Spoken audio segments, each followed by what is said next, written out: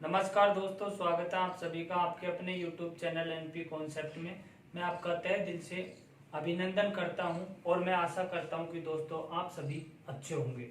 हम बात कर रहे थे दोस्तों चक्रवर्ती ब्याज के बारे में और आज हम आपको लेके आए हैं चक्रवर्ती ब्याज का पार्ट 4 देखिएगा। उसमें हम आपको बहुत अच्छी चीजों का ज्ञान व अध्ययन करवाएंगे और देखना है आपको कि छोटी छोटी चीजों को लेकर हम किस तरीके से अच्छे अच्छे सवालों के बारे में चर्चा करेंगे।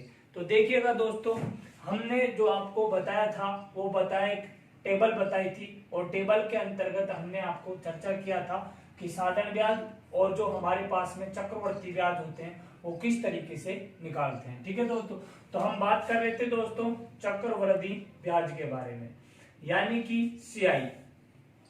ठीक है दोस्तों, तो अब हम यहां देखेंगे कि हमारे पास में देखो ये मैं यहाँ पे लिखा रेट परसेंट। ठीक है, रेट परसेंट फर्स्ट जो है यानी कि पहले साल की दर होगी ये, और R2 का मतलब होगा दोस्तों हमारे पास में दूसरे साल की दर। फिर यहाँ पे जो हमारे पास में जो होगा ये होगा हमारे पास में 2 साल का सीआई, 2 साल का सीआई सॉरी एसआई होगा ये 2 साल का एसआई, और ये यहाँ पे होगा 2 साल का सीआई। और हम यहां लिख सकते हैं 2 साल का सीआई माइनस एसआई का अंतर। ठीक है दोस्तों, तो अब आप यहां देखें कि हमने आपको क्या क्या बता दिया और क्या क्या बताने वाले हैं। जैसे हमारे पास में यहाँ दोस्तों 4% पहले साल की दर है और 5% दोस्तों दूसरे साल की दर है। तो हमारे पास में जो साधारण ब्याज जो होगा दोस्तों 2 साल का साधारण ब्याज जो होगा, तो यहां से देखो 4 और 5 दोनों को जोड़ देंगे, सिंपल इंटरेस्ट। उसी तरीके से सिंपल यानी कि साधारण ब्याज जो है हमारे पास में 4 पहले का 4 रुपया दूसरे का 5, तो यहाँ पे हम लिख सकते हैं 9 रुपया होगा साधारण ब्याज। लेकिन चक्रवर्ती ब्याज क्या होता है दोस्तों, ब्याज का ब्याज जो मैंने आपको बताया था, देखो A plus B plus A गुणा B के माध्यम से, यहाँ पे नीचे कितना था 100। A का मान दोस्तों कितना है 4, प्लस में कितना होगा 5, प्लस में यहाँ से 4 गुणा में कितना होगा 5 बटे में कितना होगा दोस्तों 100। 4 और 5 कितना दोस्तों 9, प्लस में 4 पंजो 20, तो यानी कि ये पॉइंट 100 का भाग लगेगा तो कितना निकलेगा 20। हम कह सकते हैं कि 9.20 या फिर 9.2 भी लिख सकते हैं। ठीक है, इसी तरीके से ये सारणी का निर्माण होगा। ठीक है, तो अब आप यहाँ देखो मुंह जबानी कर सकते हो इन क्वेश्चनों को। यहां से हमारे पास में लिखेंगे हम 9 पॉइंट कितना 20, अंतर देखो 9 और 9.20 यानी 2 साल का सीआई व एसआई में अंतर पॉइंट कितने का होगा दोस्तों 20 का। ठीक है, दशमलव के बाद में अंक एक एक बुलता है, तो वैसे हम बोल सकते हैं इसको 0.2। अब अगर हमारे पास में 6% पहले साल की दर होगी और 7% दूसरे साल की होगी, तो सीआई जो एसआई जो होगा हमारे पास में दोस्तों वो कितना होगा 6 और 7 कितना 13। ठीक है दोस्तों, अब देखो 6 7 13 तो है ही हमारे पास में, लेकिन 7 6 की कितना होगा 42, तो हम लिख सकते हैं 13 पॉइंट कितना दोस्तों 42 रुपया। लेकिन आप यहाँ देखो अंतर कितना होगा दोस्तों, तो अंतर होगा हमारे पास में पॉइंट कितना 42, अंतर दोस्तों कितना होगा हमारे पास में पॉइंट 42। ये बात आपको समझ में आ रही होगी। मैं आपको ये भी बताऊंगा दोस्तों कि इनका हम प्रयोग करेंगे जब किस तरीके से करेंगे। देखो मैं आपको बता दूं कि अगर हमारे पास में डायरेक्टली अगर दिया हो कि हमारे पास में वो धनराशि ज्ञात करें कि हमारे पास में 2 साल का सीआई व एसआई का अंतर कितना है 0.20, अगर हमारे पास में दर 4% और 5% है तो हम जो हमारे पास में अंतर दिया होगा वो इसके बराबर होगा। ठीक है, मैं आपसे चर्चा करूंगा अभी एक आध 2 सवालों की, लेकिन आप इस टेबल को एक बार बेहतरीन तरीके से समझने की कोशिश करें। अगर यहाँ पे मेरे पास में दोस्तों यहाँ पे हो 5% और अगर यहाँ पे हो 9%, तो हमारे पास में एसआई कितना होगा, देखो 5 और 9 कितना हो जाएगा दोस्तों 14। ठीक है, अब यहां से देखो 14, लेकिन अगर मैं ए और गुणा बी को करूंगा तो 45, तो यानी कि 14 पॉइंट कितना हो जाएगा 45, और अंतर की अगर बात करूंगा तो पॉइंट कितना होगा हमारे पास में 4 5। ठीक है दोस्तों। अगली कंडीशन पे अगर मैं यहाँ पे दोस्तों हमारे पास में ले लूं 12% और यहाँ पे हमारे पास में 10%, तो साधन ब्याज कितना होगा? देखो 10 और 12 कितना होगा दोस्तों? 22। तो यहाँ पे कितना होगा मेरे पास में? 22। अगर चक्रवर्ती ब्याज की बात करूं तो देखो ए और प्लस बी कितना होंगे? 22। फिर यहाँ पे हमने लिख दिए कितने? 22 प्लस में ए और गुणा बी करेंगे तो कितना होगा? 120। 120 में अगर 100 का भाग देंगे तो हम लिख सकते हैं 1 पॉइंट कितना? 20। तो ये टोटल मिलके कितना होगा हमारे पास में? 23 पॉइंट कितना हो जाएगा दोस्तों? 20। लेकिन अगर हम सीआई 2 साल के चक्रवर्ती ब्याज और 2 साल के साधन ब्याज में अगर अंतर हम देखें तो हमारे पास में निकल के आएगा 1 पॉइंट कितना दोस्तों? 20। क्लियर? ये बात समझ में आपको आ रही होगी। तो मैं आशा करता हूं कि आपको ये बात समझ में आई होगी। अब इसी से ही रिलेटिव मैं एक सवाल ले रहा हूं और उस पे हमें काम करना है कि किस तरीके से ये चीजें हम यूज में लेंगे। तो देखो दोस्तों हमारे पास में दे रखा है कि दोस्तों लिख रखा है कि P बराबर में क्या होगा, यानी कि वो धनराशि क्या होगी। फिर आगे लिखा हुआ है कि 2 साल का सीआई माइनस एसआई का जो अंतर है, वो 640 रुपया है। कितना है दोस्तों? 640 रुपया है। लेकिन आगे लिखा हुआ है कि जबकि दर परसेंट है, पहली दर परसेंट जो दिया है दोस्तों वो दिया है 4%, और दूसरे साल के लिए जो दर दिया है वो दिया हमें 2%। ठीक है दोस्तों।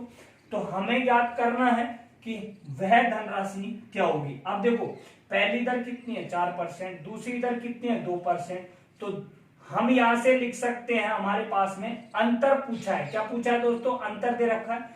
तो हमें पता है देखो साधन ब्याज एसआई जो होगा हमारे पास में वो कितना होगा? डायरेक्टली 6 प्लस में 2 बराबर में 4 प्लस में 2 बराबर में कितना? 6। अगर हम बात करें दोस्तों सीआई की, तो सीआई देखो 6 तो ये साधन ब्याज है, फिर ब्याज का ब्याज, तो फिर प्लस में क्या होगा? 4 गुणा में कितना? 2 बटे में कितना होगा दोस्तों? 100। तो हमारे पास में एसआई जो होगा 2 साल का वो होगा 6.08। अब आप यहां देखो कि सीआई और एसआई में अंतर कितना है? 640। लेकिन यहाँ पे सीआई और एसआई में अंतर कितना है? हमारे पास में 0.08 का अंतर कितना है दोस्तों? अंतर हमारे पास में जो है वो 0.08 का। तो हम लिख सकते हैं दोस्तों 0.08 जो यूनिट है हमारे पास में वो कितने के बराबर है? 640 के। कितने के बराबर है? 640 के। तो एक यूनिट बराबर 640 बटे में 0.08 होगा। लेकिन हमें ज्ञात क्या करना है दोस्तों? वह धनराशि क्या होगी? तो धनराशि हमारे पास में कितनी है दोस्तों? 100। कितनी है दोस्तों? 100। तो गुणा में कितना होगा? 100। अब देखो ये पॉइंट हटाएंगे यहां से, तो हम यहाँ पे 2 जीरो और लगा देंगे, तो ये कितना हो गया? 100। 8 से काटेंगे इसको तो ये कितनी बार कटेगा? 80 बार। और 80 को अगर मैं 10,000 से मल्टीप्लाई करूंगा दोस्तों तो मेरे पास में कितना निकलेगा? 8 लाख। कितने निकलेंगे? 8 लाख। तो वह धनराशि क्या होगी दोस्तों? 8 लाख। इस तरीके से हम इन जो टेबल जो है हमारे पास में, इस तरीके से इस टेबल का उपयोग करते हैं दोस्तों। ठीक है। अब हम लेते हैं आपके सामने दोस्तों नेक्स्ट टेबल सारणी का उपयोग किस तरीके से। देखो ये तो था 2 साल का, लेकिन अगर हमारे पास में 3 साल की कंडीशन दी हो तो हम किस तरीके से उस पर चर्चा करेंगे। ठीक है, देखिएगा। तो देखिएगा दोस्तों, अब हम बात करेंगे आपसे 3 साल के बारे में। तो आप यहां देखेंगे अच्छे से। देखो हमारे पास में यहां जो कंडीशन दी है, फर्स्ट कंडीशन पे हम बात कर रहे हैं आपसे दर की। क्या की बात कर रहे हैं दोस्तों? दर परसेंट। अगली जो कंडीशन जो होगी हमारे पास में दोस्तों वो होगी एसआई, 3 साल का एसआई। फिर अगली कंडीशन पे होगा हमारे पास में 3 साल का सीआई दोस्तों। फिर अगली कंडीशन पे होगा हमारे पास में 3 साल का सीआई माइनस एसआई का अंतर। ठीक है दोस्तों। तो अब आप यहां देखो दर परसेंट होगा हमारे पास में, उसका मतलब होगा हमारे पास में ए, और 3SI जो होगा वो होगा 3A। फिर यहाँ पे 3 साल का CI जो होगा हमारे पास में वो होगा दोस्तों 3A दशमलव 3A स्क्वायर और क्यूब। ठीक है, यहाँ पे जो कंडीशन होगी हमारे पास में दशमलव 3A स्क्वायर A का क्यूब होगा। ठीक है, ये चीज आपको ध्यान रखनी है सूत्र में। यानी कि अगर हमारे पास में देखो दर जो होगी हमारे पास में वो 1 होगी, यानी कि कितनी, जैसे 4 हो 2 हो, मतलब 3 साल के लिए कंटिन्यू। ठीक है, तो अब आप यहां देखेंगे कि अगर मेरे पास में दर 2% होगी तो फिर हमारे पास में SI जो होगा 3 साल का वो कितना होगा। 3 साल का SI देखो 2 को हम एक ही जगह रखेंगे तो 2 3 6 या 2 3 6 या 3 दूनी 6, बात एक ही है। तो यहाँ पे कितना होगा दोस्तों 6। यहाँ पे जो कंडीशन होगी आपको ये पीछे से पकड़ना है। तो देखो 2 A का मतलब 2 है, तो 2 का क्यूब करेंगे तो कितना आएगा 8। 8 को 2 अंकों के साथ में लिखना है, तो यानी कि कितना होगा 0 8। फिर देखो यहां से हमारे पास में 2 का वर्ग करेंगे तो कितना होगा दोस्तों 4। 4 को हम 3 से गुणा करेंगे तो कितना होगा 12, और ये पॉइंट है। और फिर यहां से 2 गुणा में 3 तो कितना होगा 6। अब अंतर की अगर हम बात करें तो डायरेक्टली चाहे आप इसमें लगा सकते हैं, या फिर आप 6.1208 में से 6 को घटा देंगे तो अंतर देखो दोनों कंडीशन है। अब A का मान कितना है 2, तो यहां से 0 8, और यहां से कितना होगा हमारे पास में 4 4 3 कितना 12, और ये पॉइंट। आपको ये बात समझ में आ रही होगी। अगर हमारे पास में दोस्तों दर कितना दिया हुआ है 4% दिया हुआ है। कितना दिया हुआ है दोस्तों 4% अगर दर दिया हुआ है हमारे पास में, तो देखो यहाँ पे हमारे पास में A का मान 4 है, 4 3 कितने होंगे दोस्तों 12 रुपया। क्या होगा 3 साल का, 3 साल का क्या होगा SI, 3 साल का SI। 3 साल का CI कितना होगा हमारे पास में 4, तो 4 का क्यूब करेंगे दोस्तों हम। तो देखो 4 का वर्ग करते हैं तो कितना होगा 16। 16 का फिर दोबारा से क्यूब करेंगे तो हमारे पास में होगा दोस्तों 64, तो ये होगा 64। फिर आप यहां देखो 2 का स्क्वायर है तो यहाँ पे कितना 16, 16 3 कितना हो जाएगा 48, फिर कितना होगा दशमलव। फिर इसको हम 4 से गुणा करेंगे तो कितना होगा दोस्तों 12। अब अंतर अगर लेंगे तो कितना होगा 0.4864।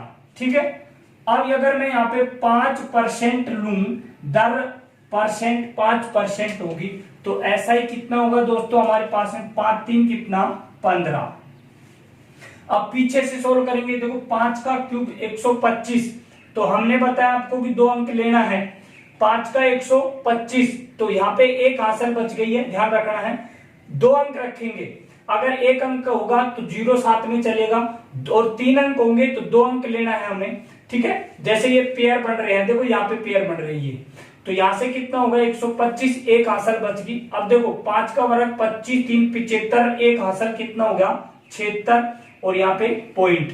फिर 5 गुणा में 3 तो कितना होगा दोस्तों 15। अंतर कितना होगा दोस्तों हमारे पास में, ये होगा 76 25। कितना होगा 76 25। अगर हम कंडीशन ले दोस्तों कितना 6% की, तो 6 3 कितना होगा हमारे पास में 18, और 6 का क्यूब अगर बनाएंगे तो 216, तो 216 में 16 आएगा, 2 हासिल बच जाएगी। फिर यहाँ पे देखो 2 का क्या हो जाएगा हमारे पास 6 का क्यूब, 6 का स्क्वायर 36, 36 गुणा 3 तो कितना होगा दोस्तों 108। 108 में 2 जुड़ेंगे तो कितना होगा 110। अब हमारे पास में कितना बच गया हासिल, एक 18 एक कितना हो गया 19। ठीक है, अंतर अगर हम लेंगे तो आप अंतर यहां देख सकते हैं 1.1016, लेकिन दशमलव के बाद में एक एक अंक लेते हैं, जैसे 1016। ठीक है, अगर अब मैं बात करूं आपसे यहाँ पे 9 की बात कर लेता हूं, 9%, तो 9 3 कितने होंगे दोस्तों 27। फिर आगे देखो 9 का क्यूब होगा दोस्तों 729, तो 729 में 29 7 हमारे पास में हासिल बच जाएगी। तो 9 का फिर हम क्या करेंगे दोस्तों हमारे पास में वर्ग, तो कितना होगा 81, और 81 को अगर हम 8 से गुणा करें तो ये होगा 243। तो देखो 81 गुणा में कितना 3, तो 3 एकम 3 3 8 कितना 24।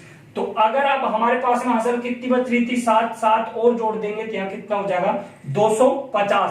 तो 250 में मतलब कितना होगा हमारे पास में 50। अब 2 हासिल हमारे पास में आगे चल जाएगी, तो यहां से कितना होगा 27 28 और 29, 2 हासिल बची थी ना, तो ये होगी 29। ये अगर हम बात करें आपसे अंतर की, तो अब आप देखो 9 का क्यूब करेंगे यहाँ पे, तो कितना होगा 729, 29 में से 729 में से 29 आएगा, 7 हमारे पास में दोस्तों हासिल बच जाएगी। अब आप देखो यहां से 9 का हमने किया वर्ग, तो कितना होगा 81, 81 को अगर 3 से गुणा करेंगे तो ये कितना होगा 243, और 243 में अगर हम 7 जोड़ दें दोस्तों तो हमारे पास में होगा 250। तो ये कितनी कंडीशन बनेगी 2.5029 अंतर बनेगा। इनका हम प्रयोग किस तरीके से करेंगे वो चीज आपको समझनी है। ओके, तो अब तो एक सवाल लिखा हुआ है हमारे पास में, उसमें लिखा है कि P बराबर में क्या होगा, R% जो दिया हुआ है वो दिया है दोस्तों 5। फिर हमें लिखा हुआ है कि 3 साल का CI माइनस SI का जो अंतर है वो 1525 रुपया है, तो वह धनराशि ज्ञात करें। तो इस तरीके के सवालों में हमको ये टेबल थोड़ा सा ध्यान रखना है, या फिर अगर ये टेबल ध्यान नहीं रख पाते तो आप इन सूत्रों को ध्यान रखें। तो अब आपको देखो 5% दिया, तो 5% की हमारे पास में अंतर कितना बनेगा, यानी कि 0.7625, या फिर कह सकते हैं इसको 0.7625। तो अब आप यहां देखेंगे 1525 जो है वो किसके बराबर है, वो है 7625 के बराबर है। तो मैं आपको यहां लिख के करके बता रहा हूं दोस्तों, मैं यहां लिख सकता हूं हमारे पास में कि 0.7625 यूनिट जो है वो कितने के बराबर है, वो 1500 कितने के है 25 के। तो 1 यूनिट का मान दोस्तों वो कितना होगा हमारे पास में होगा 1525 बटे में कितना होगा 7625, और ये पॉइंट लगा हुआ है यहाँ पे, गुणा में कितना होगा 100, क्योंकि हमें वो धनराशि ज्ञात करनी है। अब देखो दोस्तों पॉइंट अगर हटाएंगे तो हम ऊपर कितने जीरो लगाएंगे 4, तो 1 2 3 और कितना 4, तो यहां से ये पॉइंट हट गया है। तो देखो 7625 को अगर मैं भाग दूं 1525 के अंतर्गत, तो देखो डबल पर अगर देंगे तो हमारे पास में ये हो जाएगा यहां तक 15250 में कितनी बार जाएगा दोस्तों, 2 बार जाएगा। कितनी बार जाएगा 2 बार, तो 2 गुणा में कितना है ये हमारे पास में 1000, तो ये कितना होगा 2000, और 2000 को 100 से मल्टीप्लाई करेंगे तो हमारे पास में निकलेगा दोस्तों 2 लाख रुपए की धनराशि। कितने की निकलेगी 2 लाख रुपए की धनराशि। ठीक है, इसी तरीके से इन सवालों को हम इस समय सारणी के अंतर्गत डील करते हैं। ठीक है, एक सवाल मैं आपको और बता देता हूं दोस्तों, वो भी बहुत अच्छा और शानदार है।